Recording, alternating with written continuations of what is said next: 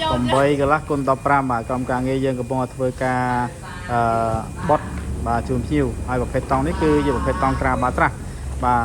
ហើយប្រភេទតង់ក្រាបាត្រាស់នេះបងប្អូនគឺងាយស្រួលធ្វើទេបងប្អូនគាត់តែយើងកាត់បែបធម្មតាហើយយើងធ្វើការកັບលាវយំវិញជួនបងប្អូនងាយស្រួលក្នុងការពាក់យកទៅប្រើអញ្ចឹងណាហើយបងគាត់ជ្រើសរើសយកប្រភេទតង់ខ្មៅ UV នេះគឺពិសេសមែនទែនបាទប្រភេទតង់ខ្មៅ UV នេះហើយមួយរយៈនេះគឺយើងអត់ទៅបានផុសទេនៅក្នុងប្រព័ន្ធ YouTube របស់យើងបាទហើយលើយើងចាប់ដើមផុសឡើងវិញបាទចាប់ពីថ្ងៃទី3 ខែ 4 ឆ្នាំ 2026 នេះបងប្អូនបាទផុសជូនបងប្អូនទស្សនារាល់ថ្ងៃតែម្ដងបាទអាតង់នេះគឺយើងរៀបចំជូនភ្ញៀវបងប្អូនបាទរៀបចំជូនភ្ញៀវហើយអញ្ចឹងតែមើលតាចាំមើលថាហើយចង់បង្ហាញថាប្រភេទតង់ខ្មៅ UV នេះគឺនិយមណាស់ពេញនិយមណាស់បងប្អូនក្នុងការយកទៅក្រាបាត្រាស់ណាគឺពេញនិយមមែនតើបាទឥឡូវយើងកំពុងសេរីទៅការបត់ជូនភ្ញៀវហ្នឹងហើយ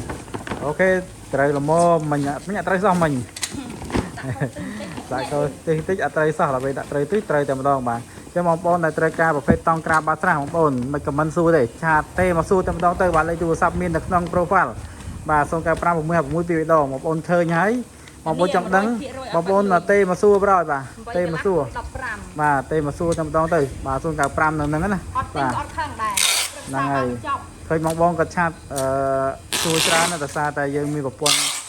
TikTok មានប្រព័ន្ធ Facebook page មានអីច្រើនពេកតែពេលហ្នឹងកន្លែងខ្លះចន្លោះប្រហោងឲ្យបានចូលឆ្លើយយើងអញ្ចឹងទៅឲ្យជួយឆ្លៃមែនតើបាទប៉ុន្តែបើចង់លឿនហ្មងទេសួរតែម្ដងបាទ095បាទ656 2 ដងបាទ